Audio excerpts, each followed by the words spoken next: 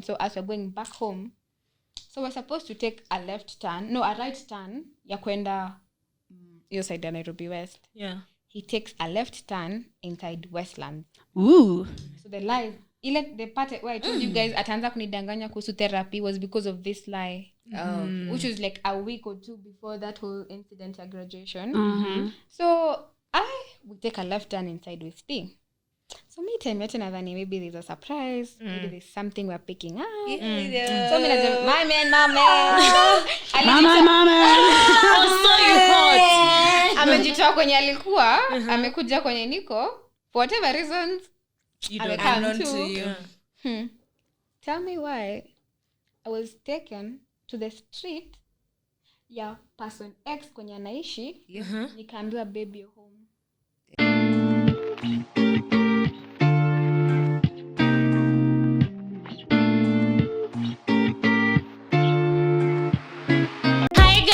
Welcome back to your all-time favorite podcast, Lock and Key. My name is Victoria Kuona. And I'm Amy Kinyanjui. And today, guys, we have amazing female guests. I'll let them introduce themselves. Where do you want to start? Tuanze hapa. All right. Hi, guys. My name is Britney Kariuki. Wangare is also my name. Hi guys, my name is Whitney Wangare. Yeah. What do you guys do? Well, I'm a student in Strath. I'm doing BBIT. That's Bachelor of Business in Information Technology. We're going to give you guys a good story time. We are here for it. We are here for it for real. Yeah. How about you? I'm a student at JQuat, pursuing Bachelor of Pharmacy. Okay. Yeah. Smart people in the building. Everyone unafanya nini? Oh, you graduated. As with a degree. Yeah, you graduated. You don't have to speak. Yeah. But yeah. So before we start our talk or anything, I'd like to ask how your week has been so far. From my week starts on Monday, some starts on Sunday. So it's up to you. How is your week going? What's happening? Yeah. Yeah, so, we can start with Britney. Terrible. Thanks for asking. Well,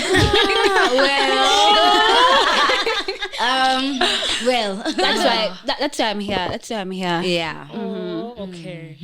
Next. On the contrary, I actually had a pretty good week. I've had my friends over. My brother is back from school. And yeah, we're planning on visiting my mom.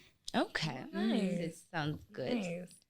For me, mine is just the same as maybe last week. Just working and trying to get some more money. But I'm more excited for the weekend since I'm going on a trip. So yeah, I'm more excited on that than Snaps this week. zikuje.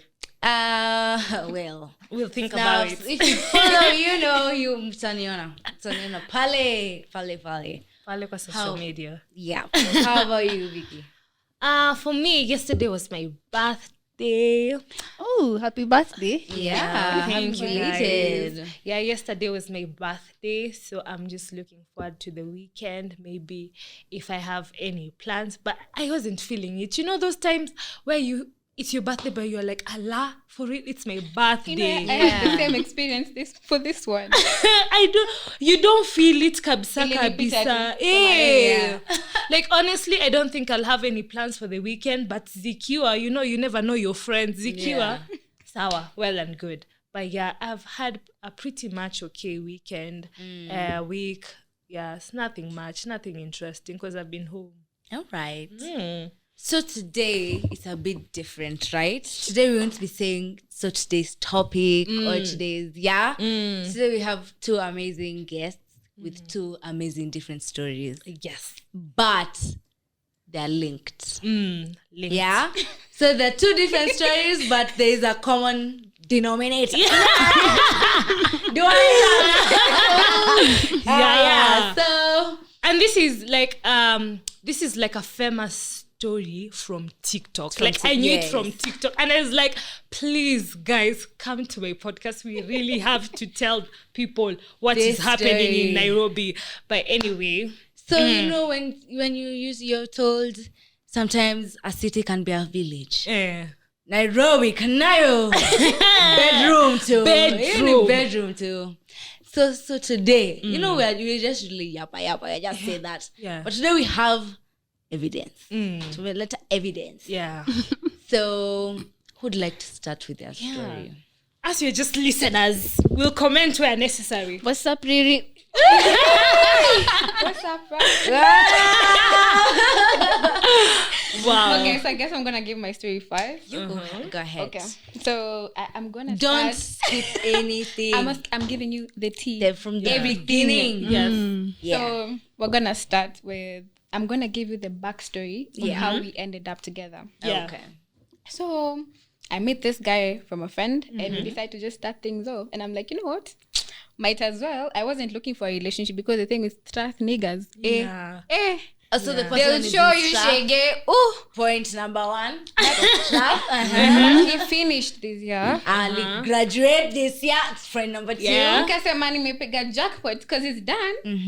Hii itaniendea vizuri basi ashamaliza whole face yake. You thought? I thought. Hold it.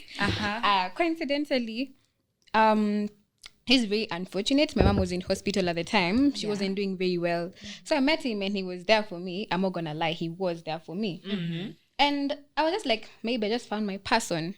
My birthday was on 8th of August. My mom started chemotherapy on that day. It didn't go that well. So Ian was like, babe, I think we should go to Coast together. Yeah, now he's the guy. Yeah, For those who Ian are is the watching. Number 3, the Ian name. is Rocky. Rocky. So Rocky's like, babe, let me take you to Coast. We go just have like a weekend away. Yeah. And I'm like, this person actually cares because he knows how much my birthday meant to me. Yeah. Amesema tuende. And you know, we spent 2 nights at his granny's place. In a coast. In Coast, yeah. Okay. And then we moved to some other place. But anyway, fast forward, come back, my mom is like, this guy is nice to you. Amekupeleka Coast, anakujali. And I'm like, yeah. Kumbe kilikuwa kiniende hivyo. Kinakuramba tu. Fast forward your story haraka sana.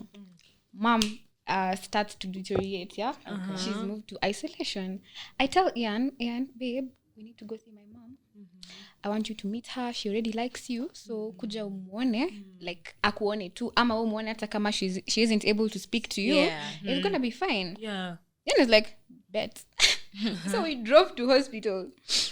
Unfortunately, it was on September 4th. It was on Monday. So the previous day I'd signed a DNR.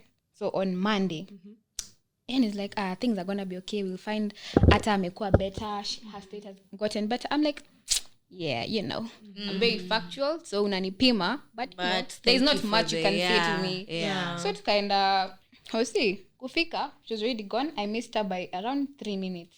Oh my God. So he goes there, talks to mom. Obviously, she's still around, yeah? Yeah. Tells her he's gonna take care of me. He's gonna be there for me. He's gonna get a job. Because my mom at the time was my sole parent. Right now, things are a little bit different. But at the time, she was my sole parent. So Ina's like, I'm gonna get you a job, give you the lifestyle she's still giving you, and I'm gonna work on it. So I'm like, Yeah. I've lost my mom. Okay. So I tell my family members, I'm even going to double back with Ian. I'm fine. I don't have to go back with my family. Family is a very sensitive topic for me. Yeah. Especially my mom's side. I don't want to go into that because it's a little bit controversial and not why I'm here. Yeah.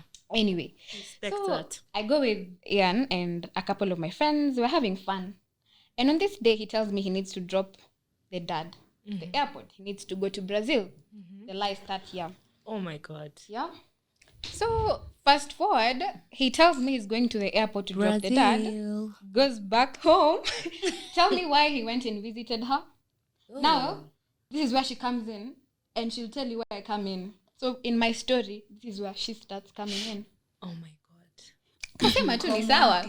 Dad anaenda Brazil, umekuwa there for me, nimelose mom. Yeah. You were a nice guy. You go see your dad. And you know what he did? They went and saw her, then came back.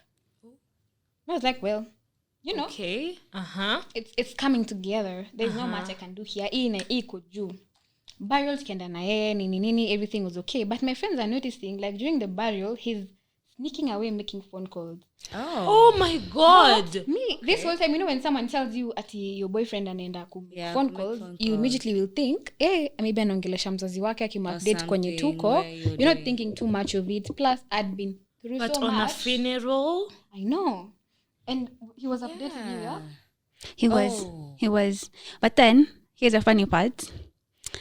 He didn't tell me that he was attending the girlfriend, because that was a girlfriend, the girlfriend's burial. What he told me was that he was attending a family friend's burial.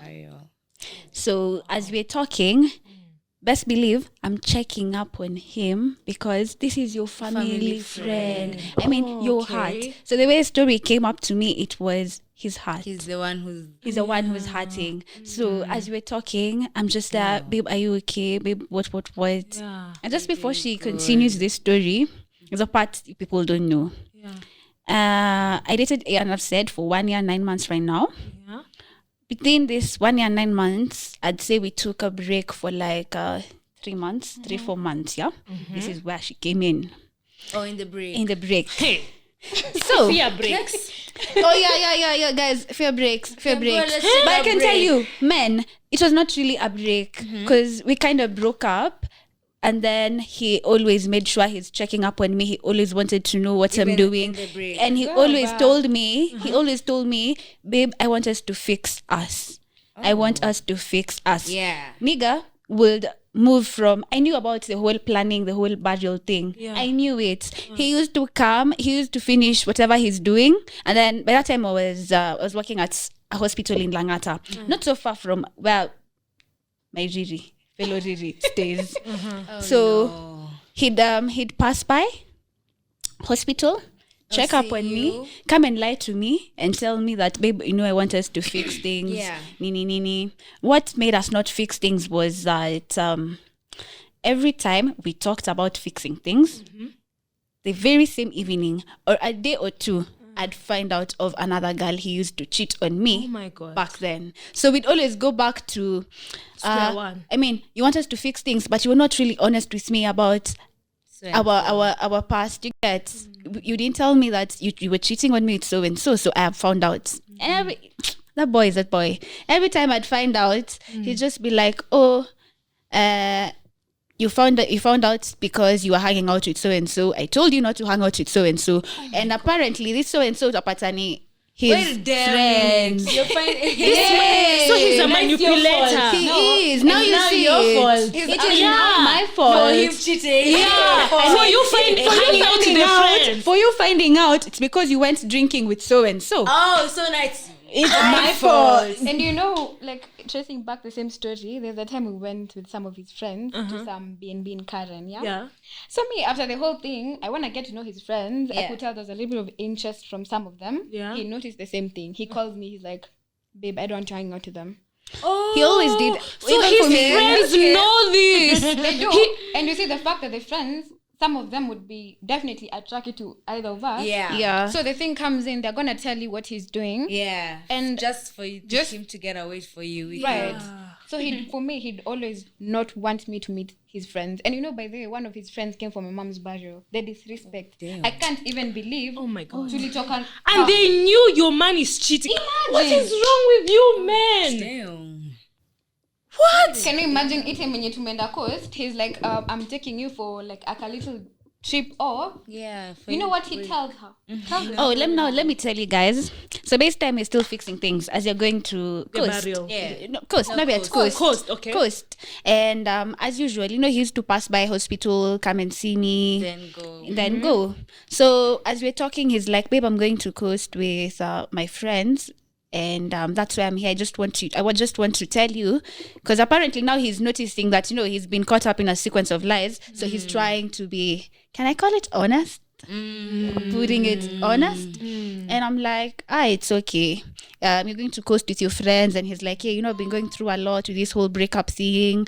And my friends are just for the idea, like, we just go to Coast and wind. And I'm like, and he's like, but here's the thing, as I'm going to Coast, I'll be thinking about you, and as I'm coming back, These are his words, by the way. I think I could even, sorry guys if I break down, because these are his words. I'm going to come back and we're gonna fix everything. So as he's going to coast, I knew he's going to coast, but with friends. And he even lied to a friend of mine that he's also going with friends. So as my friends and I were talking, we're just like, Ian is out with who? Friends. So even as he's out with friends, and he used to text me. Nigga texted me at like 3 a.m. to just tell me he misses me and he wishes I was there. Kumbe he's with who? You. There were no friends. Guys, sorry. There were no friends. No matter how emotional. There were no friends. Whitney confirm. Oh my days. Let me tell you. Whitney's a friend now. I'm their The friend. 8. Oh, sorry, even gave me a number. There were 8 friends. And he told me by the way he's not like into any of the shorties that are going. So he's going to unwind. So, okay, I know this man's strategy. So he was being honest, telling you the amount of females in the crew, maybe boys in the crew. And he kept me updated. He kept texting me the whole time. Nigga even sent me the song by Chantel. I think it's called T-shirt. And Wait, hold on. I didn't know that. yeah, you didn't know. Don't talk about it. He told me. Wait. So let me tell you guys, I kind of have. He sent you this Wait. song. I listen to certain songs, yeah. Kina Lana Del Rey. So I remember at that time we get there, he's connecting the music. I carried my JBL. Yes. So he puts the music, we're having fun. I'm like, babe, have you listened to this song? It's called Oh. T-shirt. It was after me telling him to listen to some song. It's called Radio by Lana Del Rey. I'm like, okay, tebu eka hii unaambia kama utaipenda. He's like, oh, I like your taste in music. Kumbe ulikuwa pia unanifanya hapa ngoma. He sent me that song in the name of I'm still a coast, but I'm thinking about you and I'm finding it hard to go out. And I actually told him, like, boy, you're at coast, enjoy. You promise that you're gonna come back and we're gonna fix everything. Give me this weekend to think through my things, because No, guys, I don't know if you get. He shared your song to her. Oh, fear, Now, man. fast forward. On my birthday, I got a promise ring. What did you get on your birthday? Yo. a promise ring. Oh, my second promise ring, because the first one I kind of lost it. So he got me now a second one on my birthday. But let me tell you, it doesn't mean anything, because that time he was still cheating on me. I found out you took later. it. But I didn't know. Guys, what you people don't know about the story, I didn't know he was cheating on me until we broke up. My reason for breaking up with him. Break up or taking a break? Okay, that's taking a break. Yeah. The reason was just because I was doing my end of year exams, and I kind of felt like this whole thing it's taking a lot of my energy. Yes. And that So is you need to focus. after that's when stories started flowing in. Get now it. You get it. Yeah. So people out here think that pretty nini, but I didn't know. You didn't I didn't know know for that he was sure. cheating Yeah. on me until way later. And he's good at it, because I actually didn't feel like he was He was Girl. cheating. hidden. I'm gonna let you know. So me, niko very sentimental. If I see something and I think someone is gonna like it, Yeah. I'll get it. I could be broke, but I'll get it for them. Yeah. So that time my mom loved bracelets, yeah? And I was like, I'm gonna buy 4 bracelets for me, my brother, my mom, and now my man. For Rocky now. Yeah. Wait. Yeah, So no. I got him that bracelet. You know what bracelet that is? So this one was my mom's, yeah? Yeah. So I gave her mine. So pretty. I gave her mine. Nikapea Ian yake, my brother. It was coming together. There's A nothing sense. few moments later, I asked him, babe, what is the bracelet I gave you? Yeah. Because I was like, you don't have it on your hand. He's like, my sister took it when I was in the shower. I think I left it somewhere kwa counter. And nasikufuatilia because Yeah. like that utashinda makes nimefuatilia mwanaume and I have so much to I have to read, like recollect everything I lost, take care of my brother. Yeah. It was just a lot for me to follow up on a man mwenye pia ako na akili yake. Kumbe na hiyo akili yake ndio inanipima. Fast forward, I'm gonna skip back to this story because I don't want to forget the bracelet issue. I asked him again, babe, where is the bracelet I gave? This was zikiwa zimeshika sasa. And mimi sijui ilipotea hata sijui ilienda wapi. And hiyo story ikaisha cause whatever. We'll come back to the story now. So let's go back to where we've left the burial. Me, I'm not thinking too much of it. Yeah. So we start having small arguments because we agree on meeting at 4. He comes at 5. And that was unlike Ian. Ian akikwambia nakuja kwako 3, atakuwa hapo 3. Okay. I was like, okay, sawa. So he keeps on telling me he's working at the dad's office. Little did I know that she was working in Hurlingham. So anaenda kwake, then anakuja kwangu. But still, I'm not thinking so much of it. Mtu akikwambia I'm working at my dad's office, and you know very well he's just recently graduated. You're not following up sana. You're like, honest, whatever. So me, my school inani stress, niko na exams. Immediately my exams iliisha, we started fighting a lot. Like, tunasumbuana tu sana. Anafanya kitu inani irritate because now I have time to see his lies. Like, mom imejipanga. Yes, that's it. You have time to see his lies. I have time to see his lies because he's a good liar, but you can always tell that he forgets. He forgets he lied. So you'll always find him. Best believe you'll always find him. He'll just lie for a day. The second day, he thinks something totally different. So on Friday, not this, it was the other one, I don't even remember. My friend had a graduation party, and since Ian was being there for me, my friends are like, "Mwambe pia anaweza come your graduation. Let's go have fun all of us." I'm like, me never black, pay over black, like bet. So we all training them. We're not gonna say the shoes. Nile picture. Okay. So those they were so cute. So nikamwambia, this was on Friday, now the next day on Saturday. So on Friday I could tell he was making calls. So he tells me my dad is pissed at me because I didn't tell him where I'm going, and I need to just sort that out. So I respect parents so much. Where go deal with your issues. You don't have to stay where we are. When don't get a momako, your dad or whoever is mad at you. Whole time he gets to find out that Britney is out with his friends. So he's talking to Britney. So he tells me, babe, I need to go back home today. I look at him and I'm like, if you're going back home today, usiwai rudi. That's what I said to him. Oh, because he wanted to come to where I was because of his friends. Okay, now let me before she continues, here's the story time. The very same week, now we're back together. Now we've fixed things and we've decided we're even starting afresh. Put all the lies aside, and now I'm so convinced. But then now, because we're starting afresh, you need to be honest with me about everything, right? But I'm not gonna lie. I wasn't really into ngoja nione how it's going. So I not even told so many of my friends that we are back together, atifuli and everything. So it happens that that week I was going for my friend's birthday, and I invite him because we've agreed we're gonna be honest with each other. So I invite him, and he's like, babe, I've actually been invited for my cousin's graduation. Funny thing, because I've been with him for a long period. I kind of know his family, and so I was worried about which cousin, but I didn't ask. At this point, I'm not even asking. But you said your cousin, go. This is like at around Wednesday. So me, Friday, he knows me, I'm going to be out. I've already told you, it's you that has other plans. That's on you. That's on you. So make it Friday. He's even telling me he's going for the graduation, and I'm like, okay, babe, have fun, all that. I didn't know. I didn't even tell him to send pictures. I think I just didn't care that much. But so I feel like you weren't there emotionally, considering the fact that true the lies, Nini.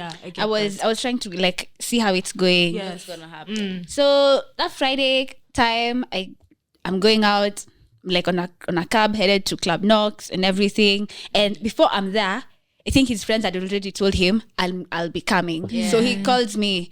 Hey, he ranted for a whole 45 minutes. I didn't talk. He was just talking. How are you going out with my boys? And he was like, this. You know, so and so is gonna be there. And I'm so At this point, we're at some petrol station. We're waiting for all our friends to come there. Us we're going to Ibiza. So I'm waiting for everyone akuja hapo, and then we leave. So hapa tu tunangoja kila mtu assemble tutoke. There's no point of watu magari zifike kama zijafuatana. Kila mtu afike, we live together. So that time me sifuatili, me I'm just taking photos, because if anything Whitney will be taking photos all the damn time. So me namwacha yeye anafanya mambo yake. That time, it's me. He's calling. He's ranting. And he said he's talking to the dad. So you're the dad. And wewe, anytime. I have my friend's graduation. Tumepa so many roles. Let me tell you, another role, thing, every single time. Every time. Oh my God. Anyway, let me go back to the story, yeah? So kwanza there's a bit nimesahau. Each time tunasumbuana sana before the graduation. Yeah.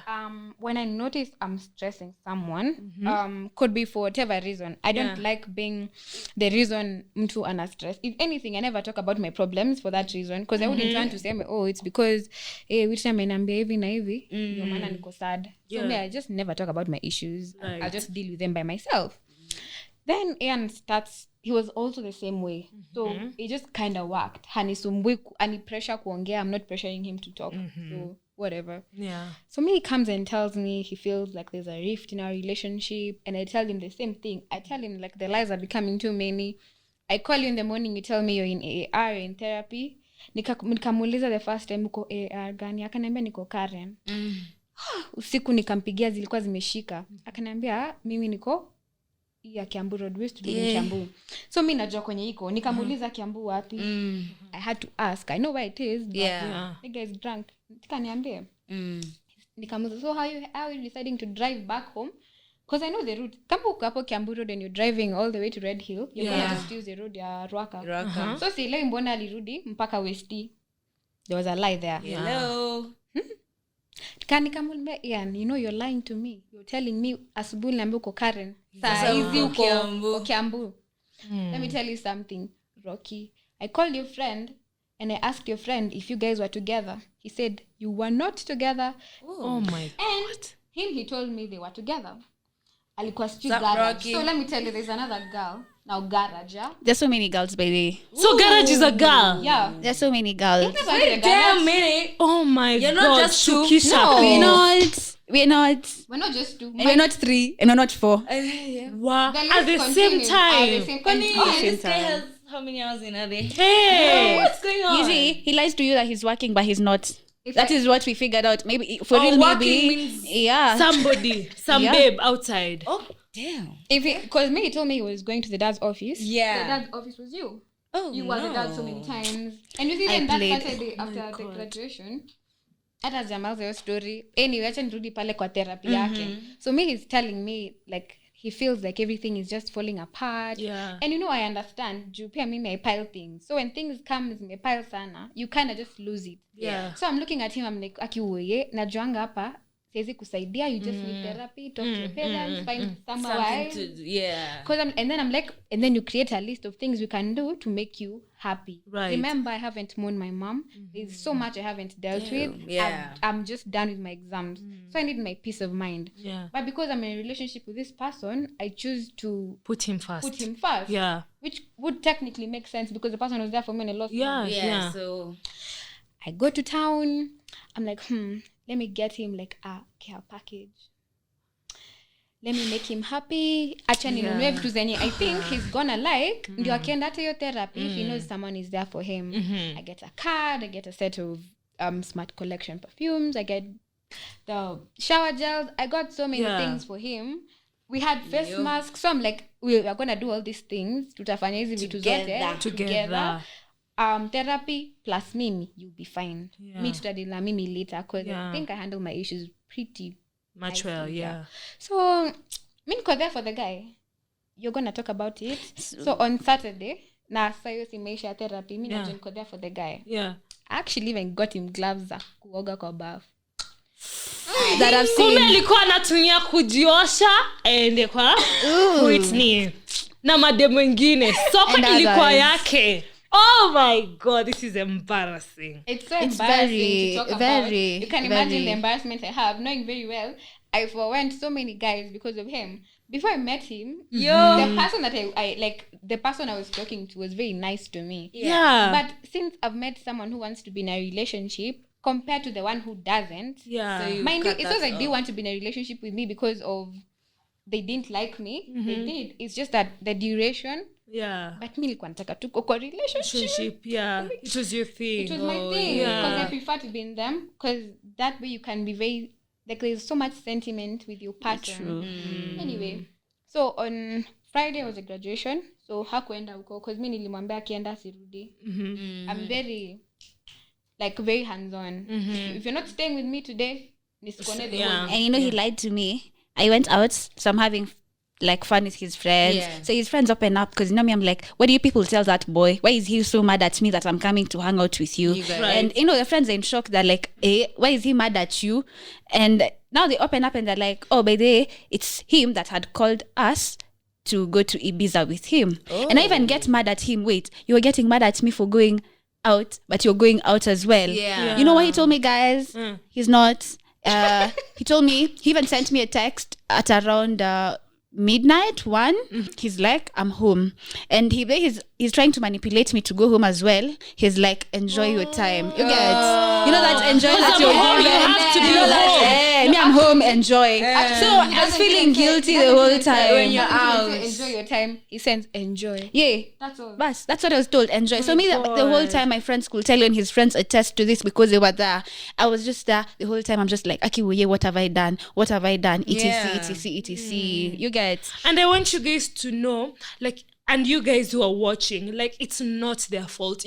Not at that time, you don't see any wrong in this man. Then afterward, it starts making sense. It only made so sense those after people we've who are met. judging, imagine even you when you're in love, you never know your man is cheating or is ever going to cheat on you. see Until it or afterwards, you're someone like, tells you, wow, and I you're was like so seeing the dumb. evidence. Yeah. Because when you're in a relationship, it's not like you're actively looking for a mistake. You love this Like, let's say person. you're friends with someone. Santa kwa naangalia akifanya makosa kiasi Sasa, nimeenda. Plus everyone around me knows very well Whitney doesn't stay in relationships. So he amekubali kukaa. Hii ni ile. That makes sense. Kumbe. Eh. My goodness. Back to the story, Yeah. On Saturday after the graduation, for me, the difference between you and I, you were kikwambia that when you go out, you like enjoy like the conversation ends there. Yeah. It's not once, not twice, not thrice. I'll just be like, I'm out. That's all. Then I send the location. Let me tell you. When I said I'm never like come atakuja. Whether ako nyumbani, wherever he is, he'll come. Because one thing about me, a man is not gonna tell me to sit down. Atika nyumbani. See, natoka. For what? Ulinipata nje. Utarudi nje. Yeah. So that was the difference. He told me enjoy. I would enjoy. Come on. Actually did. Pole asubuhi acha mimi niende out. Nikajibambe. Kesi baadaye. Niko na issues That was the nyingi. idea. Yeah. I would want to know kuna part yenye I was so keen about the package. What happened to the package? Okay, so this is the part I want you to understand, and this is where Saturday comes in. So on Friday we went for the graduation, and then on Saturday I was still with him. Yeah. So this whole time I can tell there's ananiambia the dad anacall mimi kawaida yangu if mom was calling me ananiambia Whitney come back home, best believe when itakuwa 6 home. That's home. He stayed with me till like 3:30ish. Took a shower. I'm just me. Akisinanga mambo hata sikujua akitoka. Okay, me I was just tired, I was sleepy. You came back home at like 6. Wala what tulifika 12. Si mlifika. Alifika kwao. We're not too. Okay, so yeah, he left. Me namwambia tu because there was a cut there. Na me before I tell someone how I'm feeling, ngumu nitaandika wewe Luka somea na huko usiniambie chenye ulisoma. Right. So I gave him the card. I'm like, did you read it? He's like, yeah, whatever. I'm like, okay. I think you'll be okay. Tell me when your next therapy is. When it's scheduled, we're gonna plan something around it. You could go to sip and paint. Utaniambia. Right. Because this is my person. You know, I'm like, I gotta take care of you. If you took care of me, I have to be there for you. Yes. Yeah, definitely. Hivyo tu. Saturday ametoka kwangu, mimi nadhani ameenda home. Where does he go? To me. There's like a part. So tukiwa naye hapo, I'm like, okay babe, the photos we took yesterday were so cute. I think I should post them on TikTok. Terrence. I'm like, what do you think? He's like, yeah, they're so cute. Where's he post? So I think this time he's like, Aziz got blow up. I'm posting and they never blow up. So I look around, I'm like, I'm gonna do the WhatsApp Riri. Yeah, WhatsApp Rocky. Yeah, but it was a trend then. It still is. Yeah. I'm like, since we're giving, I think we're very pretty. Send. Yeah. It started blowing up. But simwambi, juu sasa, ya nini? Yeah. Ni account yangu. Yeah. I'm just watching it. I'm like, okay. Uh-huh. First word ameshaenda, mimi nikamwambia I slept. I was so tired. I slept. I was like, call me when you get home. Right. Mimi nikalala. At 7, I'm calling him. I'm like, bruh, you said you're going home. How come you're not picking up your phone? I texted him on iMessage. It didn't go to delivered. So I knew that phone imekuwa airplane mode. Amenipima. Mali yako yuko home. The red flag started there. Like, sasa hizi ziko red. Hizi zikuji na love heart. Hizi ziko red. So now, back to the story. See, he's mad at me for going out on Friday. He calls me. You might see the part where he left during Saturday. They were together Saturday morning. So he leaves, I think, Whitney's place to go get something in the car. And at this time, he's talking to the dad. The dad. He tells me my friend had left her charger kwa gari. Yes. So I told Ian, miss kikuteremka wenda angalia hiyo charger. Yeah. Kiniletea tuniswa kwa hiyo gari. I'd left all my shoes there, like niletea hizo vitu. So and then he's like, hata ni vizuri nipatilishe your phone, let me go as I call my dad. I did that as well. Yeah. So all this is just adding up in my head. I'm like, oh my god. Where's Sawa? So hi, Dad. He was hi dad. So that time he's calling me. So he's calling me ile he's trying to like get to know what happened between you and my friends. Did my friends hit on you? What? How did it go? All that. And we're just talking and I'm just telling him, I found out more lies about you from your friends. Ooh. Okay. And Straight up. And I'm just telling him, I need an explanation. I mean, tell me this, tell me that. And I think that's why the call was a bit long.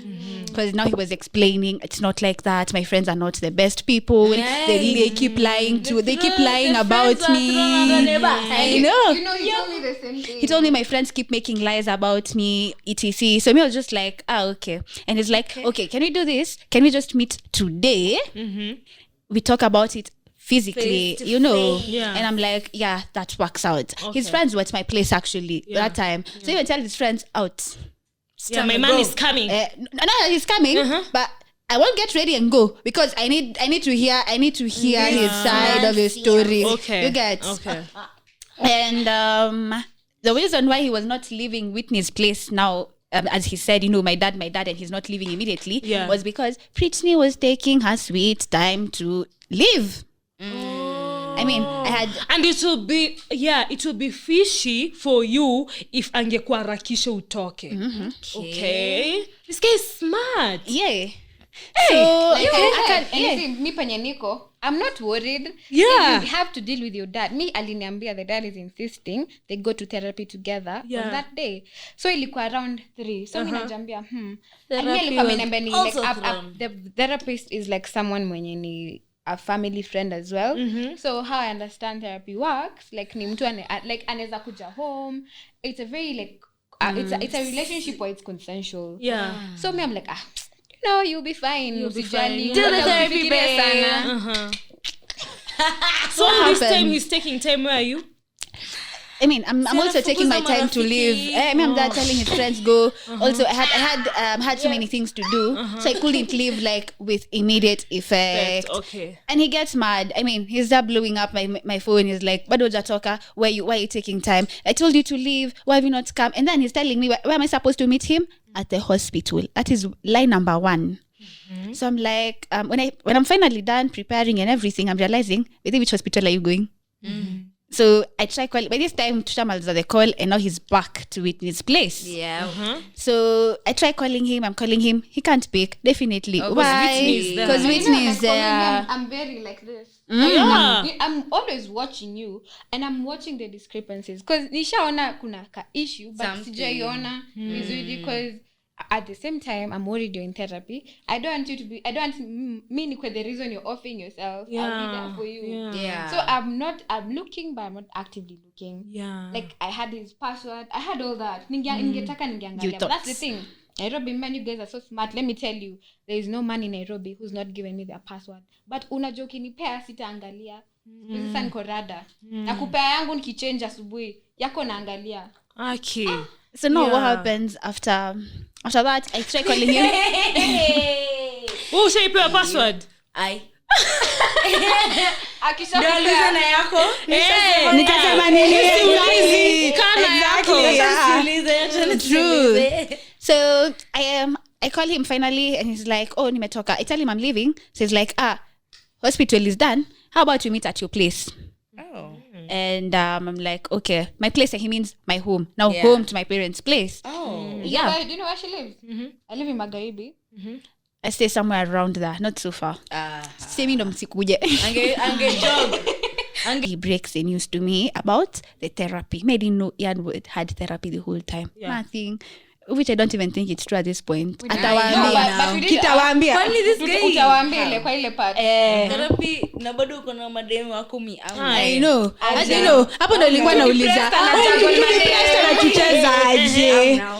So he comes and I've also struggled with anxiety and depression. So now he's telling me he's on therapy. Guys, imagine I first broke down. Of course. Hold on. You see the similarity between our stories? Yeah. Thing is, I was going through something. He knows very well at some point in my life that's a depressive episode I've had. And he knows how I deal with my issues, which would compare to how he reflected the same thing. Akienda kwake, you've had your own fair share of issues. Yeah. You've had your fair share of how you handled the situation. Yeah. So anajua vizuri sana the only way he could manipulate us was by emotionally manipulating us. Exactly. The depression, anxiety. Yeah. So I'm imagining, if you've been through anxiety and depression, you get the anxiety attacks, and I'm looking at this boy and I'm like, what? You're really going I'm not at my 100%, but I can't imagine that's where you are. And I just had to break down. And he's crying with me as well. You know, Unasikia? He's crying with her as well. Hey. Oh my God. Uko haku kuangalia. Unaona vile unatafuta machozi. Unaangalia mtu. Ugoje katoke. Umesahau ka story. The key holder I gave him. Nafika hapo babe. Nafika hapo. Kuna nyingi. So si ameniambia about the whole depression. Amy, are we ready? Akaniambiaje, we're gonna deal with it. We're gonna deal with it.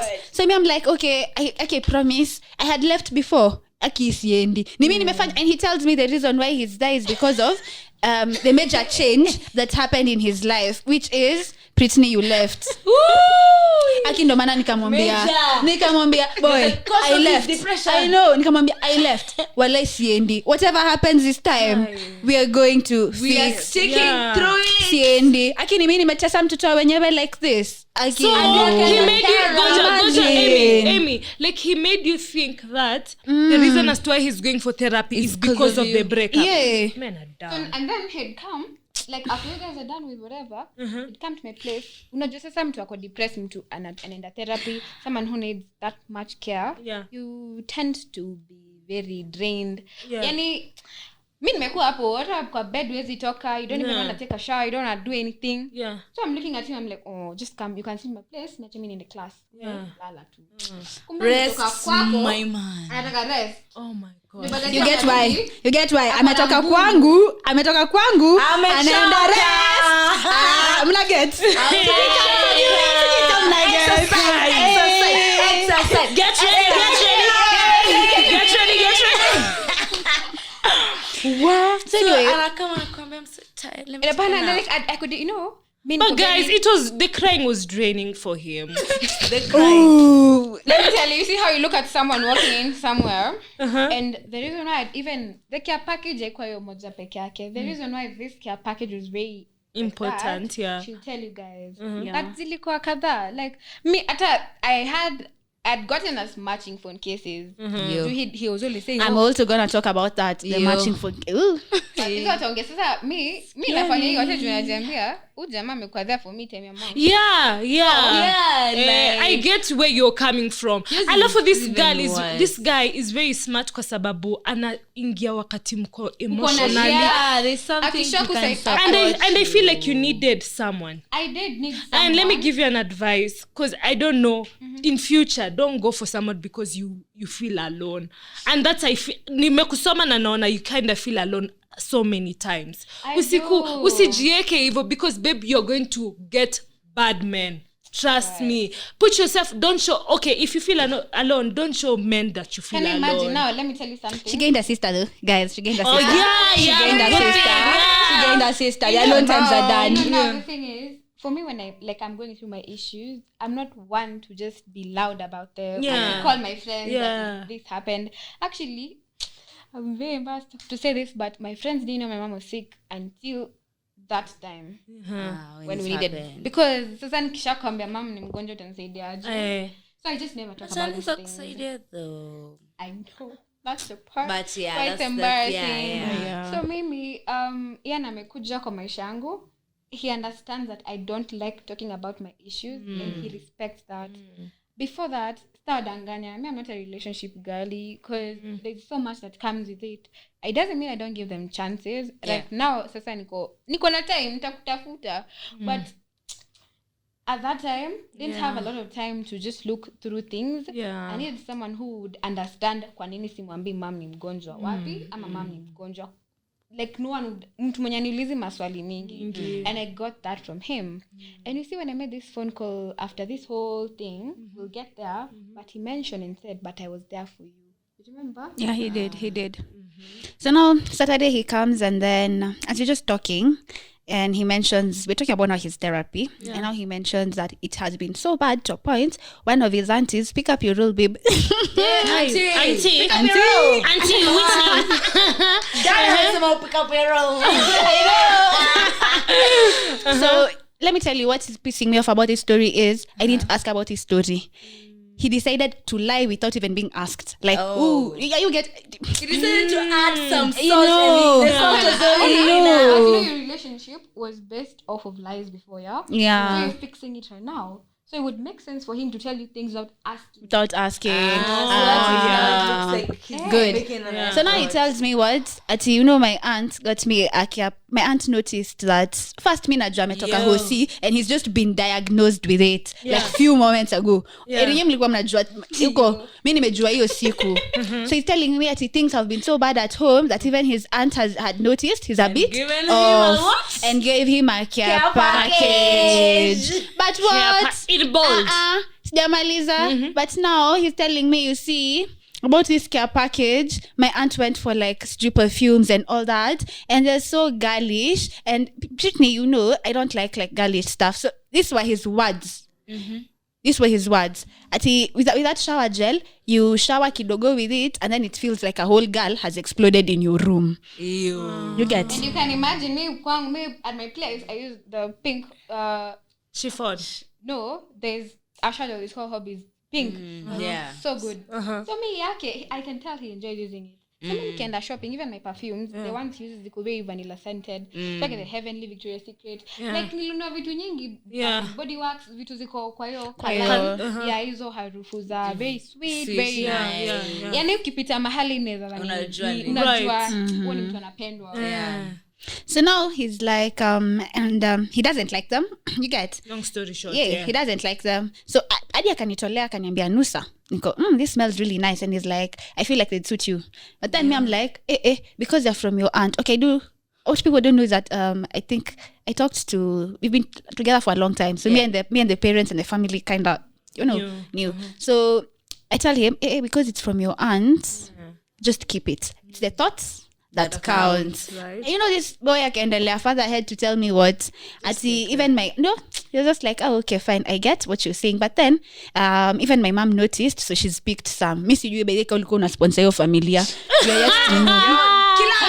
Hey, you get everybody gets nilikuwa tu mimi ndo yani mtu ananiambia kwa therapy juu mimi najali sana watu wenye wanapitia shit. Akinaenda na kutafutia. Tell you Rocky, you're never going anywhere in life. Rocky, you lied to my mom.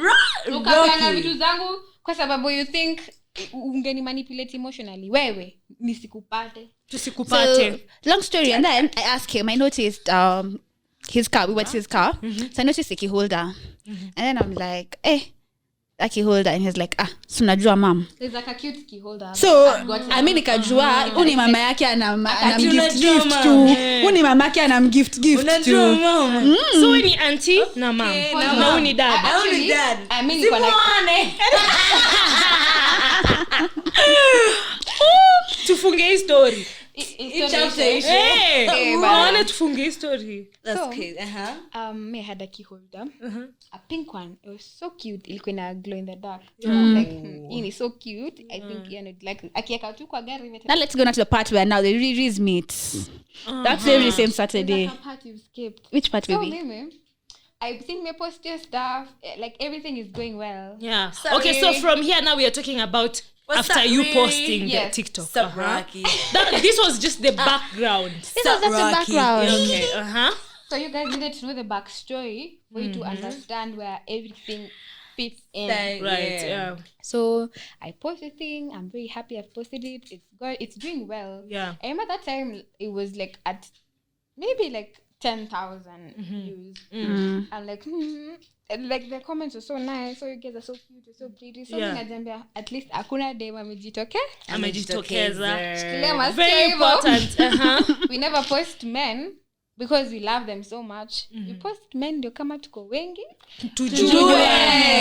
Yeah. We post men ndio kama tuna Tujue share. leo. Right. And you see, my mom was always want to tell me, if you're with a guy and you like him, mpost. Mtakuwa wasichana 10 mkaimuagree. Kama unasikia kubaki, ubaki. Kama unasikia kwenda, Uende.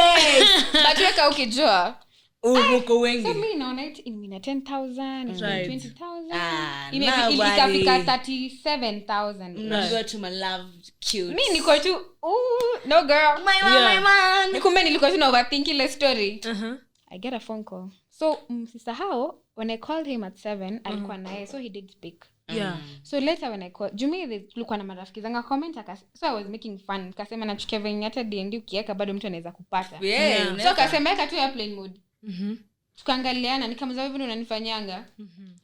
Akashanga. And I brushed it off. Yeah. He did the same thing on now the Saturday. I'm calling him in the evening. Sasa 7 hatachukua simu, 8 hatachukua simu, 9 ndio yeye anatani call and I'm texting him, babe, have you seen how our video is doing well? The comments are so nice. Akaenda hapo akaniambia, oh, it's doing so well, it's so cute. Yeah. Story kaisha hapo. Right. 5 minutes later, I get a phone call, babe, the video has gone to my family. I need you to take it down. My mom and my dad. Dad amepata. Dada. So this time ulijua. So he tells me, mom and dad have said it's detrimental to the brand. So let me tell you this. Which brand? I'm not going to talk about his family because Yeah, I don't but the wanna, brand. Yeah, we don't want to drag his family into Yeah. it, but But whatever the brand. This brand. thing is about him, Okay. not the family, yeah? Yeah. No, it's the brand. He's like, you're gonna mom and dad are saying your whatever you've posted is detrimental to the brand.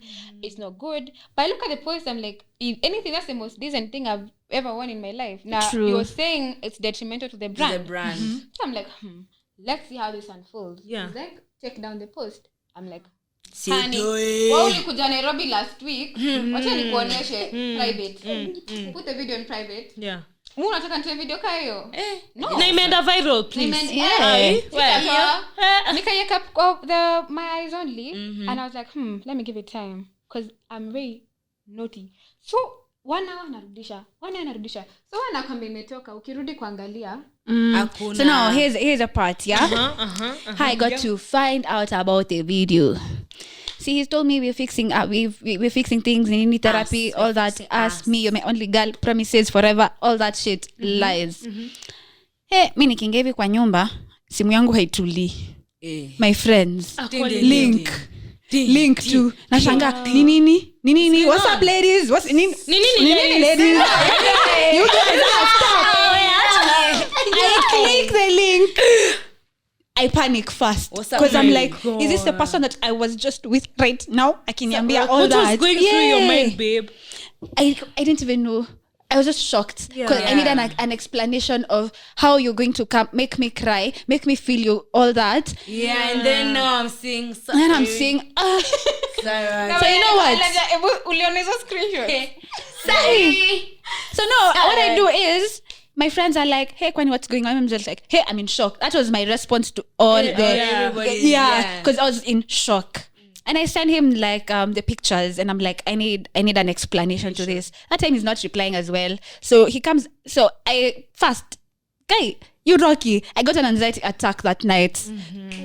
I did get an anxiety attack because I'm like, how in the world is this possible? And he wasn't picking my calls that time. So I even tell my best friend, do what? Me, I can't even call this boy anymore. Try call him. If he picks, just tell him wherever he is, I'm a Britney. This one he's killed me. He's killed me. Yeah. So he didn't pick my friend's call as well. So my friend was like, let me just text him. Immediately, akaona your text. That's when he came back and he is calling me, Kwani babe, what's up? Nini. By that time, guys, you didn't know? No, you didn't. He knew. He knew. Wait, by that time, because of the anxiety attack, I've also called the mom. See, he told me he's going home as well. Yeah. So I'm calling the mom like, get Ian, guys, get Ian. I'm dying. So he comes and he's like, babe, what's up? I'm like, just go to your WhatsApp and explain those photos. Just explain those photos. And he goes to the WhatsApp. Guys, come some screenshots. He lied. He was like, hizo picha ni za kitambo. That shirt I'm wearing. Alisemaje? I got into an accident. It's ruined. Jana, I made an outfit. It's over. I made an outfit of the over. As in it's that kitambo. Yeah.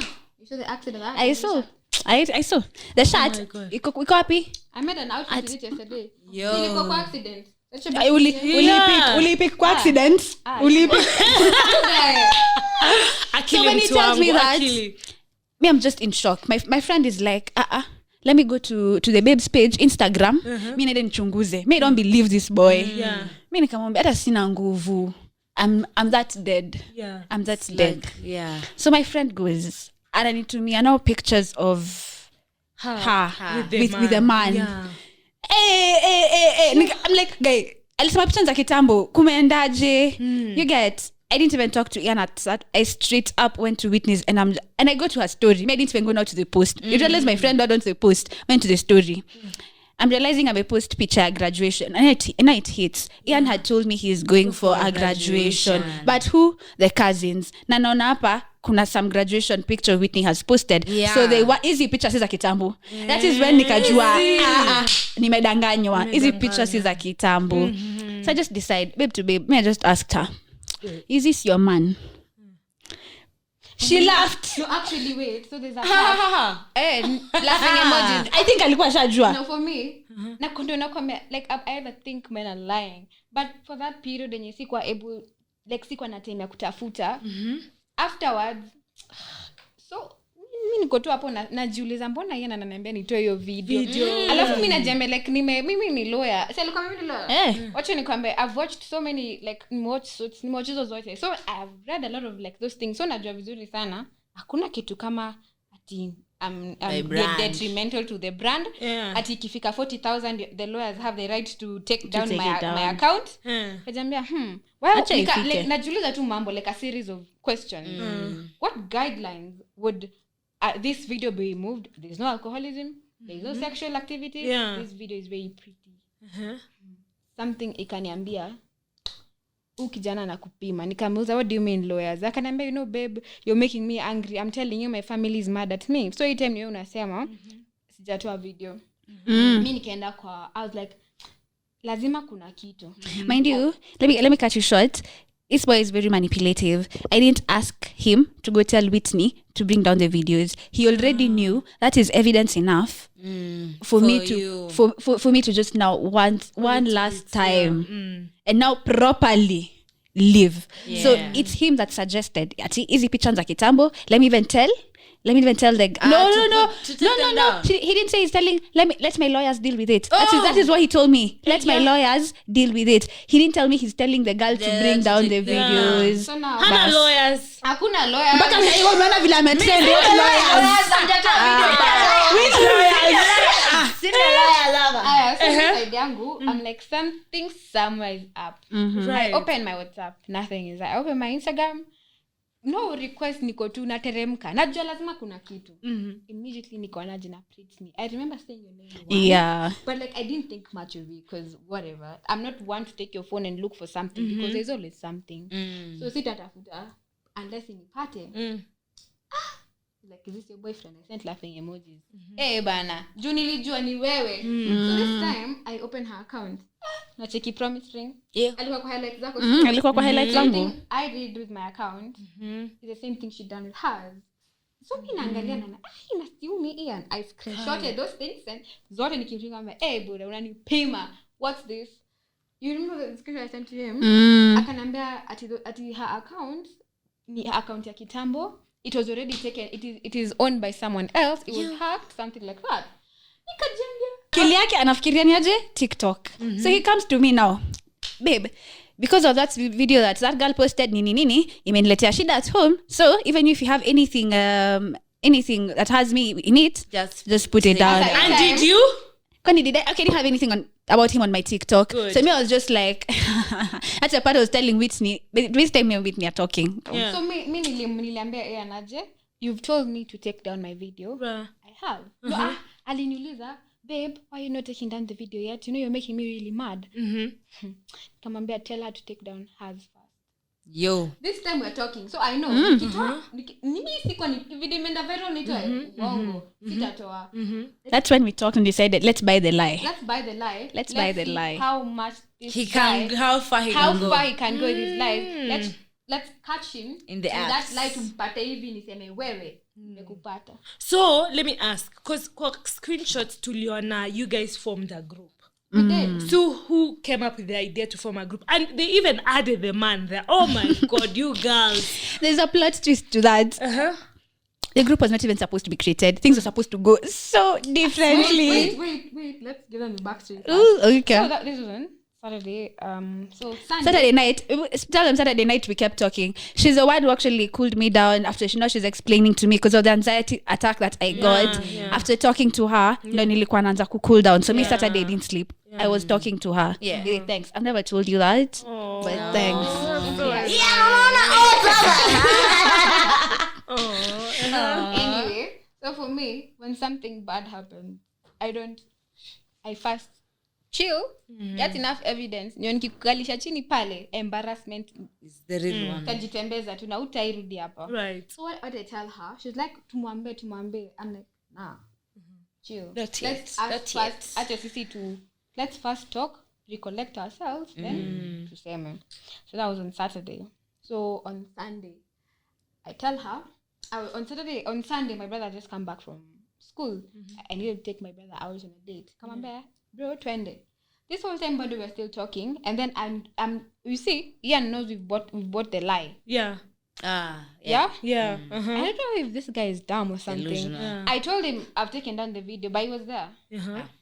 Yeah, but just now because I wasn't complaining about it anymore, so he's not checking. As we've decided we're buying the lie, so hata tumeachana nayo. Anyway, so we decide to Sunday nimwambia kuje kwangu. Aki nangangana, Ian, please come. No, I can't leave the house today. Sure, that's another girl. I can't leave the house today. You know, story mingi. That's our. So I tell Brittany, come over. It was on Sunday. Yeah. So Brittany came over to my place. So on Sunday we spent the night together. Yeah. In the middle of the night, I tell her, mi naona tumcall. Alituambia atakuwa home. And mimi nilikuwa msichana wa usiku. For me, I don't like being talked to in the morning. So he'd always call me and I'd be like, babe, I'm sleeping. Or vice versa, I'd be like, hey, I'm sleeping right now. Yeah. So kwako ulikuwa unapigiwa asubuhi. Yeah, mimi nilikuwa napiga asubuhi. He was my alarm, guys. Nilikuwa naniamsha. He was my alarm. When I come back good morning, wanaambia good night. This man had a busy schedule, guys. Kuna mwingine wa afternoon. Kuna afternoon. Iko. Lakini hatumsemi, lakini ako. Because okay, anyway. So on Sunday, tuko na wewe I'm like, let's call him. And you know, I recorded. I was like, ngoja usimpigie kasi sijawasha hiyo voice record juu nitamtumia tu venye iko. Na hii nini hivyo tu. So they talked. Na anamwongelesha tu. I don't think he figured whether he was talking to you or you. Because the way he talked to me is how he usually addresses me. So this whole time I'm like, no, this man knows what he's doing. Hachukwangi simu zake usiku. He does not. Whitney, no, usiku. This is morning. Okay. So in the night, I have a habit of just calling, especially if I know he's out. I'll just call because he's dumb enough to pick the call. Yeah. Man, do With better. a fool. I'll go to simu. Kamauza, where are you? he's somewhere out with the dad. Oh, but this must have been another girl owning up my role as a dad. But he said he was somewhere out with the dad, nini, and he even wanted to send evidence about it. By now, you realize by this relationship, I'm not the type to be fuatiliaring you. I don't care. You've shown me enough drama. Yeah. So you get. So once I'm shocked, sending evidence. Since when? Since when? You see the difference? Alidhani ni mimi kwangu ni kwenye huko picha sai junta. And you know the thing, when you send a photo on this phone, nakuja na kwenye like the whole what's happening. So nitachukua hapo niangalie. And alikuwa anasema he's gonna send you evidence. For me, when I'm with a guy, I need to know where you are because I'm telling you where I am. Yeah. This is Nairobi. Come on. Unaniambia nakwambia, usiponiambia sitakwambia. So that's the thing. Everywhere he was, he had to send a photo. Call garage, let me see. I'll make that phone call. But don't you think that was maybe another red flag on your side? Like, more of like, why would you keep on pressuring a guy? Not even pressuring a guy, but let me just use that to send you pictures. It wasn't pressure. It wasn't anything I had to ask for. Clearly, did you ask for the evidence that night? No, I didn't. Because he was willingly sending you. Yes. So for me, I do it as just because you're doing it. Let me do it. Also okay. Reciprocate. Yeah, I missed that. Okay. So after that, he's like, oh, let me send evidence and we talk. And then I'm even telling him he had promised that he's going to see me on Monday. Right. On Sunday evening, right? So I'm like, are you going to see me? Nini, yeah. And he says, yeah. But at the same time, he's promised Whitney he's going to see me on Monday. Remember on Sunday, we're together. Yeah, no, it's together. So I'm texting him, she's texting him. I'm like, amekwambia nini. Arakshia story. Yo Monday. Sasa sasa amenipromise atapitia kwangu asubuhi. Yeah. So ameniambia atatoka kwenye atakuwa. Akuje. So he usually drops the brother hapo Strass and then so it would make sense because I mean she too hapo. Yeah. Pass by my place and then tell me he's going to work and go to her. The dad. Oh, sorry, at this Dad. time, Mimi, I'm already pissed at him because of the lies. So he's like, I'll come and talk about it in person. Right. So he knows he needs to fix things with me. So hata mwambia timeline yenye hata kwambia timeline nitapatana because it doesn't Monday. Because he doesn't know how I'm going to react to the whole story. Hajui how I'm going to be. Neza jam. Hajui kutenda. Just hajui atatoka kwangu sanga. So on Monday morning, immediately Pussy ended the call. I called him. Even niliongea, alijua mess up. Akakata, akaeka simu airplane. In the morning, he called me. Yeah, first. he called you first. So he was trying to explain to me how the day was, how the night was. what Because niliwambia, bruh. No, realize alikata simu the previous time, so he had to explain what happened. So I want to know what happened during the night, and they can lead up to him kata simu and behaving like that and not updating where you are. Because my thing is, if I'm in a relationship with you, even if you don't send me where you are, I need to know what's happening. I'm going to the nitty-gritties. I'm walking to the washroom now. Just tell me you're home. That's all. So I expect the same thing from him. So in the night, see, I like how he ended up going out. But he kind of knew that alijua kuna mahali alichukua simu nikasikia kelele. So ilibidi ameniambia that he went out. Because usually he'd tell me simu yake ina charge, simu yake imezima, simu yake na mimi sitafuatilia. Simu uzima. So in the morning he calls me, explains. Immediately after amekata hiyo simu alicall Pretty. Oh yeah, he did. And now when he's calling me, he was telling me about how we still meeting up on Monday. So what happened? I want to know. So he met you, then he came for her. Or your Monday hakuna mtu. I'm sure Monday alikuwa kwa mwingine. Monday alikuwa kwa mwingine. Ode mwenye alikuwa naye Sunday. We do. But then anyway, so kwa huyo akaenda slept through the whole of Sunday till Monday. I think pe uko ujue ile video yangu bado iko. Inaendelea tu kuchoma. So this time his phone is off. And this is the part where on Monday I called him. And then I called him the second time. Nikajua, wewe. The first video is out. So nikambia Pretty, we need to put him in a group. Tell each other what's been going on. Right. Akikuja hapo atasoma, hata jitetea. I created the group. Added the yeah. Tuende. pelekeshe story sasa. Yeah. And this man had the audacity to even say at 900 notifications. Yes, He did. all this whole thing ya group aliwasha simu. Venye aliwasha tu simu. Imagine, audacity. Call kuniambia ati. Babe, before kucall alinipigia, then we didn't get what he was saying. The only part Alikwambia stop. The only part tulisikia ni stop. We didn't get even what are we stopping. So senior mimi nikakata simu nikacha. Haya basi acha video itembee because now by this time I've already known you lied to me. Hata una act ni kama hujali, like you're just so shitty. Me was just like whatever. Shida yako pia hata wewe. Kufa go die over there. Sapo ndo akapigia nani? Whitney.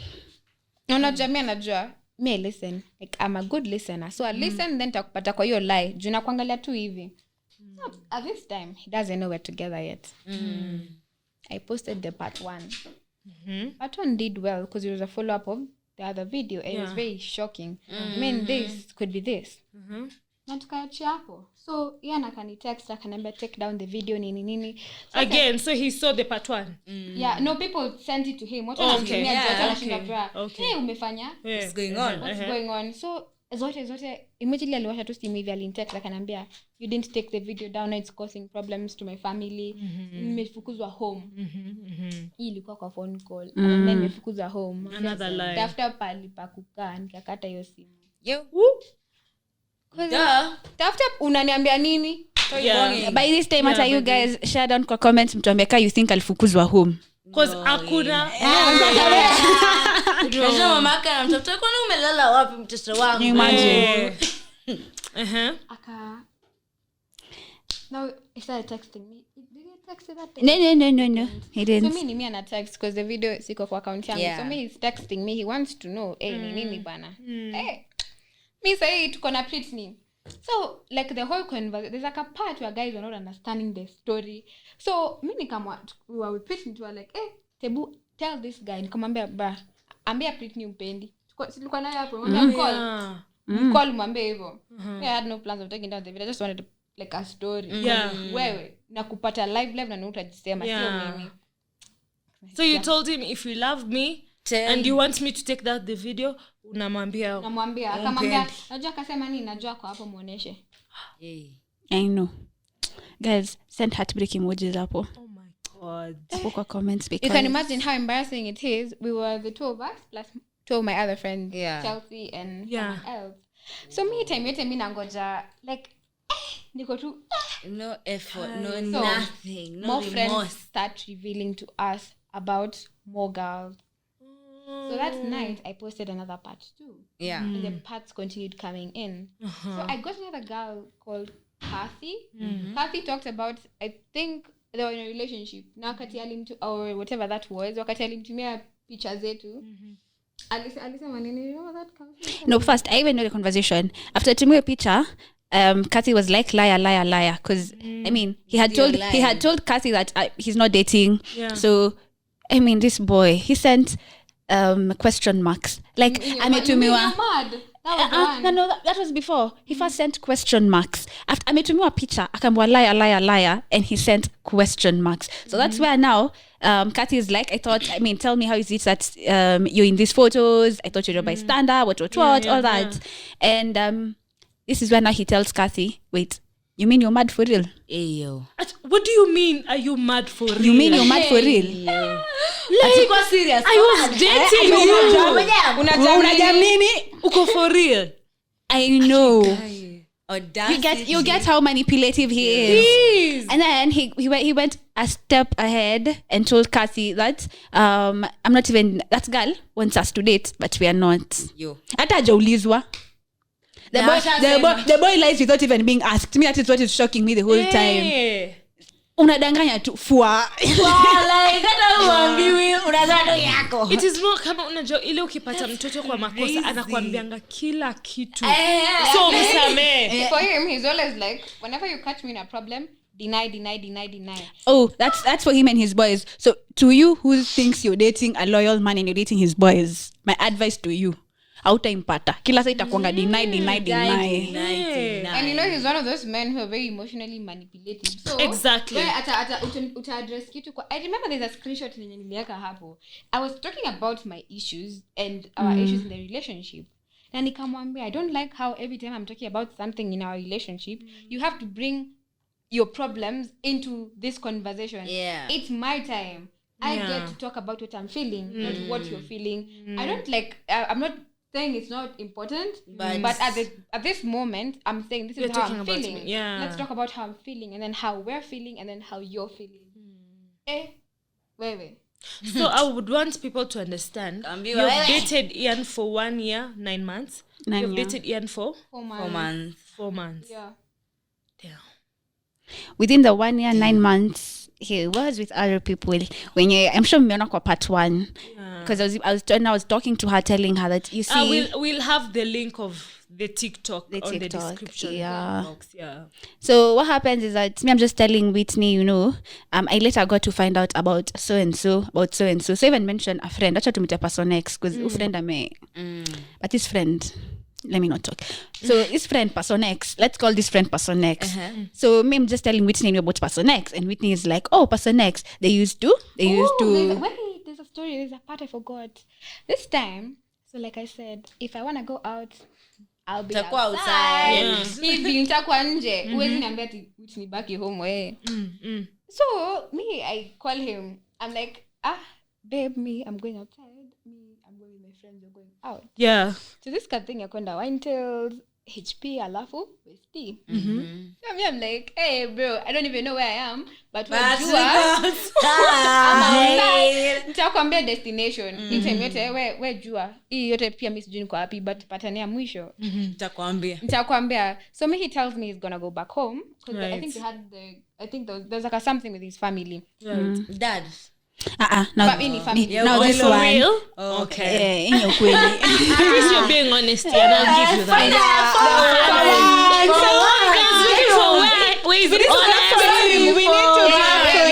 He was honest. Anyway, so Minkenda, there's some place called, I think, Backstreet. It was my first time there. Kapo Westie was my first time there. So your place in a give half mi siko sure. So Minkambia and me, I'll be headed to Backstreet. Mi najua wezi come where is she at home. I think walikuwa somewhere huko Westie pia with the family. Akanambia even my dad is pissed ata tumitenda home. I posted my outfit. Yeah. Where are you at? What do you mean? It was Ashao. Proper. Oh. The moment I posted that outfit, alijileta kwenye nilikuwa. Dad alisauliwa. Kesi baadaye. You know what? This same Brand baadaye. person X. But that's cute though. It's so cute. You listen to the story. Without the backstory. Yeah. I'd always do that kind of intentionally. For me, I like attention. Like if I'm not getting it from you, best believe it. Nitahama and nitapata somewhere else. Yeah. So you just rather give it to me without me asking for it. So nikipost hivi niko na joto atakam. Atakuja. Sio?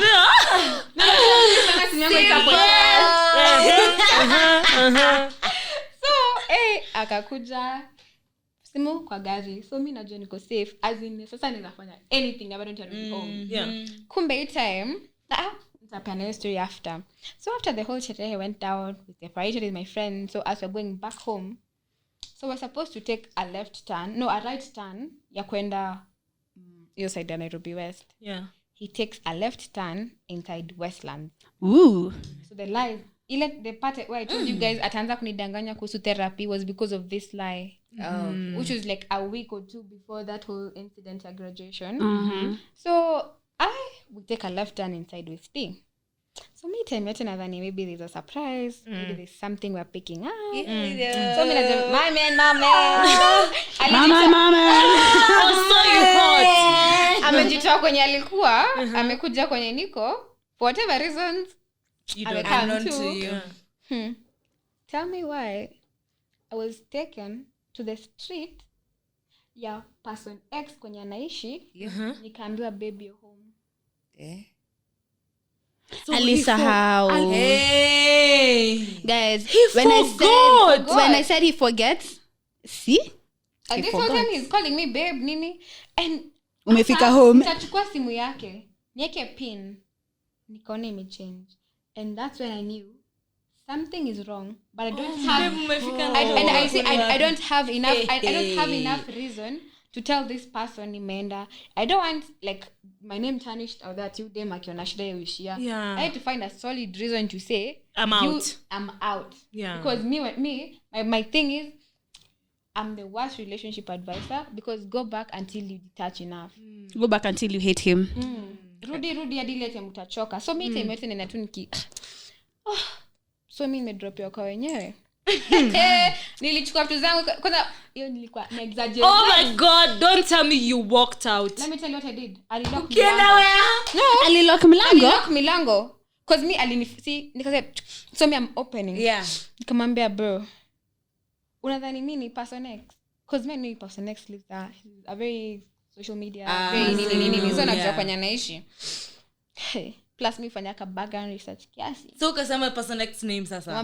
Nikamwambia unadhani mimi ni person X? Chuk. Hata kama alikuwa amelewa anakuwa soba. Hata wewe ungekuwa zingeshuka. Zingeshuka. Kama mama ameingia kwa hii club. Now I want you to remember she said 3 weeks before that whole thing he'd said he'd wanted to be honest. You know, it's because with me that time is 3 weeks 2 weeks. Maybe I caught him in a very vibrant lie. And I needed to do more research for me to live. So me immediately tukaenda home and I was like, yani naweza ni confuse na dem. Like hadi miss Jewa mix but unani mix. Kwani what do you take me for, honey? Like what's going on? I don't even look like person X, do I? Not at all. Not at all. So behaviors are too different. So I don't understand how would you unaweza ni confuse. Hata kama you're cheating tusimixiane tafadhali. Everybody does it and that's disrespectful. I was so pissed. Everything nilikuwa nimejam. Then najua nini? Akaanza. On the road he's driving so recklessly. Nikajua hapa Mungu wangu itabidi nimebehave. Okay. Kwa sababu you wanna see tomorrow? Mom, I'm not coming now. Like mingine nakuja sisi. I wanna see tomorrow. I wanna see tomorrow. I wanna be able to tell the story of how this boy lied. So mimi nikaka kwa gari nikabehave nikamwambia but it's okay. I get that you're drunk. So hapana hofia maisha yangu tunajua. Unambembeleza tu wewe na Mungu utamwona leo. Kidogo hata useme imagine hapo ndo naishi baby. You're correct. Hapo tu mali umeni drop. Hapo. So baba tunatibu kwa barabara atuongee kutu hivi. Zoom. Kufika hivi I think we got pizza or something. So venye tumefika mimi simuongeleshi akaniambia babe I understand I've done something so wrong and even if I was the one I wouldn't stay and manipulate he's like I promise you that when your mom left I was gonna be here for you nini. So me mtu akiletanga my mom in a story it gets emotional somewhere. Don't forget I'm also kind of tipsy so mimi nilianza kukulia because siko za mekuni touch part fulani hapo ya my mom yenye sidili nayo. So now he starts kunibembeleza telling me how he's when I drive your gari would you allow that person to go home at that time? Because ingeenda hivi the person tunala kwa gari si wote and we slept. The following morning miss kumongelesha I was just very why is she and he left. So after that now that's when the problem started. Akaanza kuniambia he's been hapa and the story therapy and then so I was asking him since you've been going to therapy what's the diagnosis because I know it's therapy aingojangi atikesho kuto unaambiwa tu hapo these are things we think you might have. You're crazy. This is what you're going through. Nikubali hapo sikubali. You've never gone to therapy babe. Now you had the audacity to tell me you did. Akaniambia the diagnosis is hata ujui difference hata ujui difference ya prognosis na diagnosis. Hapo amepatikana kizungu ngumu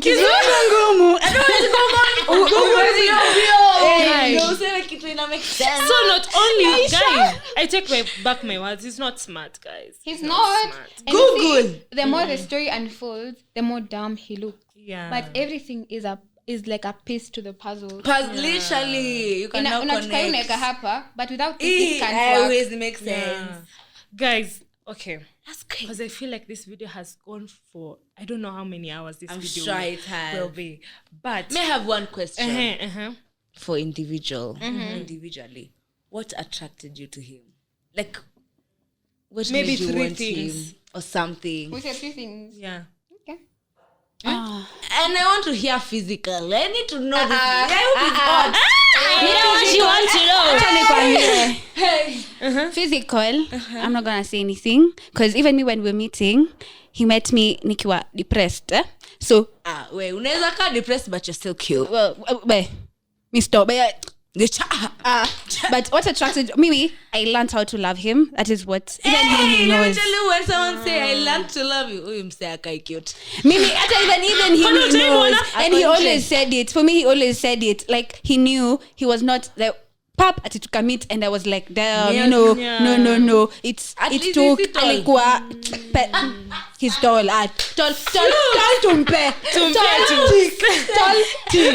tall tick. Me, it was I think maybe because he is tall saju me force. You me force.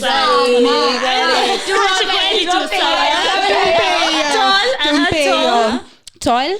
I also kind of liked the way he gave me attention. Okay. You know, that time I wanted attention. He gave me attention. 3, he kind of fixed me. Okay. And broke me again. Even worse, but he mended you and then he unafikiria you were broken wewe. So tall, attention and fixing you. Yeah, and fixing me. Yourself? Hey. Nianze wapi? Okay. Kwani ni nyingi? Aje. Maybe uko na list. Zinafaa kuwa tu hata kidogo. Let's start. Me, in the story.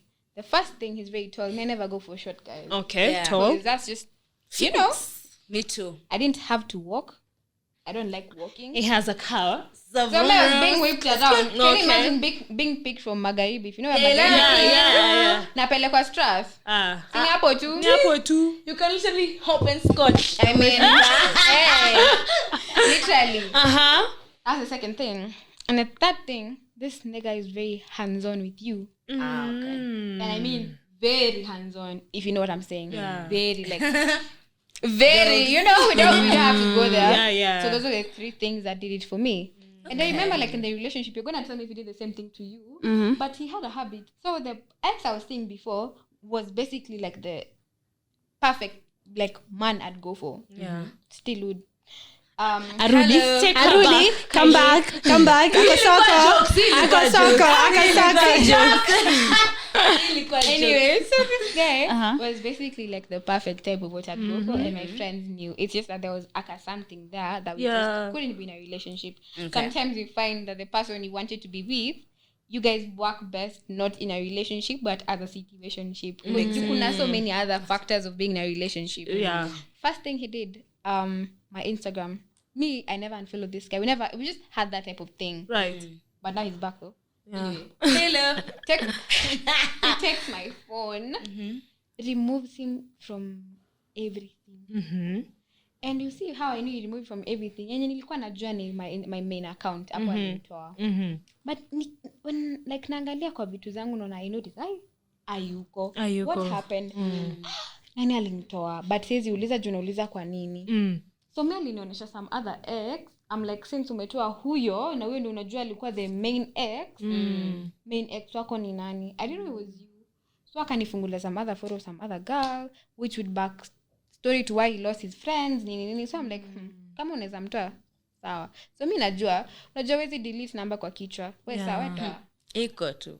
Kumbe number ako nayo. Oh my goodness. Off head. So that was my story. And you see this guy uses his family to lie. Yeah. So depressing. That's the worst part because you never knew it's true false. Yeah. It's your family. And you know there's a bracelet.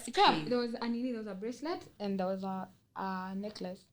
So every time in a dangle, I'm ilikuwa after the Brazil. I asked him, where did you get this from?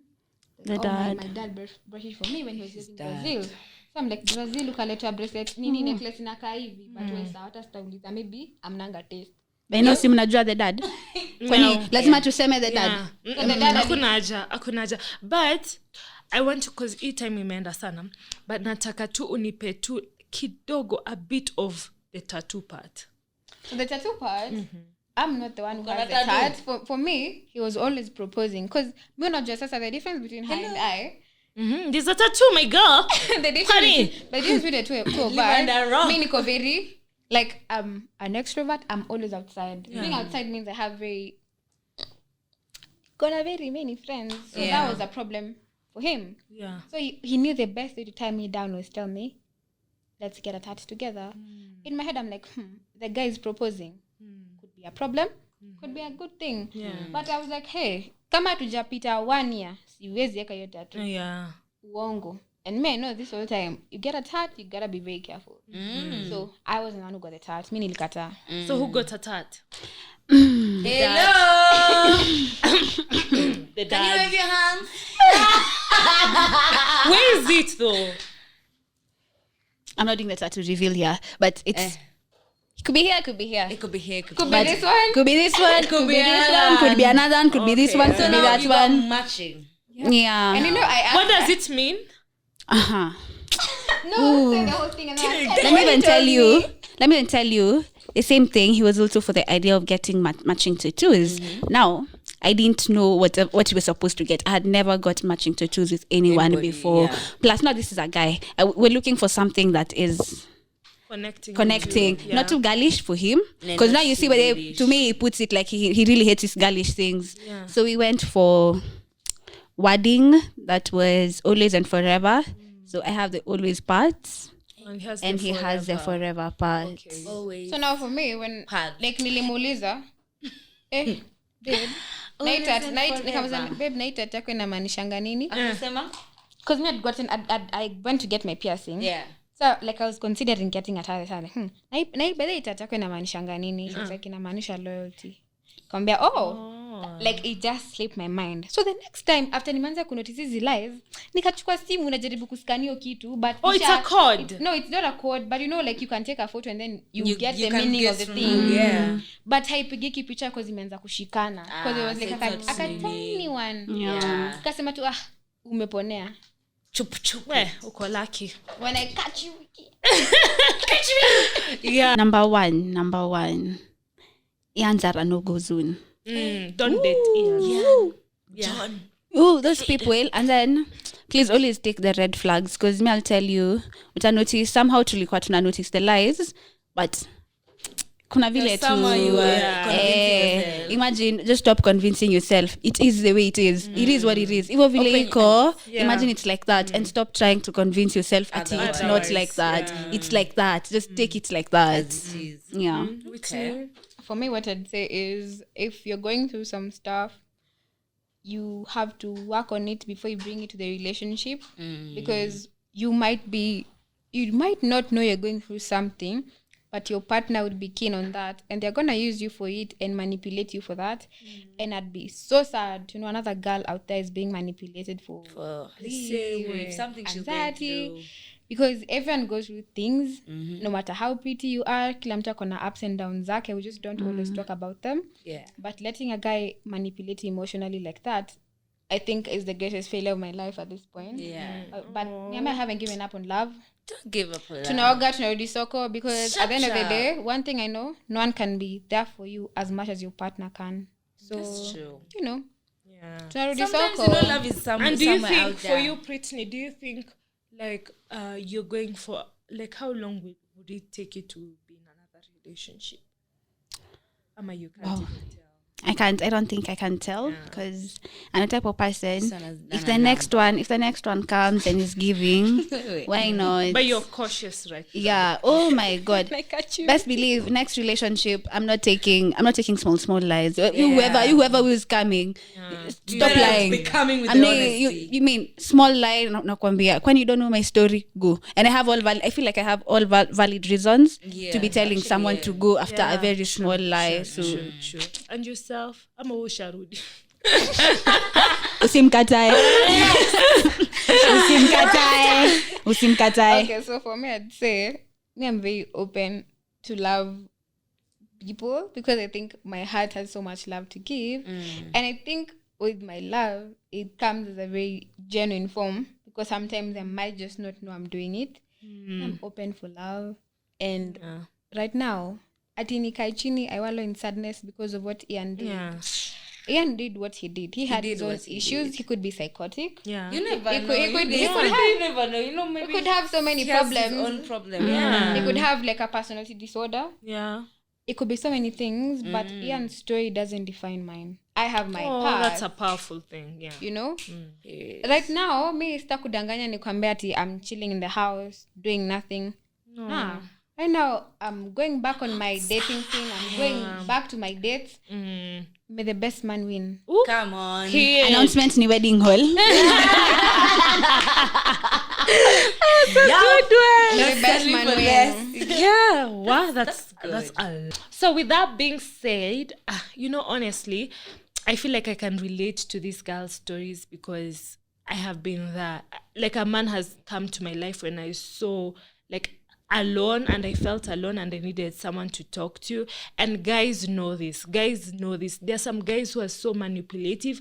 You who is watching, you babe who is watching, please, if you have a man who is manipulating, izo red flags una assume. See pink. Imagine ni red. They're not pink. So watch out for those red flags. Sawa. So Emmy, please close the video for us. I would love to do that. But what I've learned from this story would be just stay in the streets. Come on. Okay. Nothing much. It's easier that way. You don't hear me complaining. So this will be the end of our story time literally today. Yeah. And I'd like you guys to give us your handle so that we can finish. Yeah. So we can start with Pretty. Britney everywhere, just Britney, TikTok, Britney, nothing changes. Instagram, Britney_Prit, just Britney is everywhere. Okay, sawa. How about you, Winnie? Now for me, personally, let's get down to it. Business. So I'm gonna give you guys my TikTok one. So my TikTok one would lead you to my Instagram. Okay. So it's Vito's Safe Space. I don't know if it's a safe space anymore because all of you are there. But Vito's Safe Space or Whitney with a dancing emoji. Okay. All right. So guys, you can also follow me at _Amy Kinyanjuri and Kuona Vicky. And our TikTok handle YK TV Online, sorry. As well as on YouTube, YKTV Online, as well as Spotify, and Lock and Key as well on Instagram, YKTV Online on Instagram.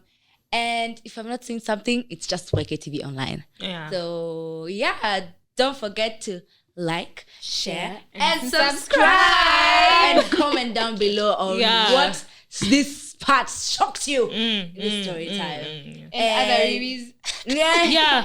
Riris wanted to talk just say hello.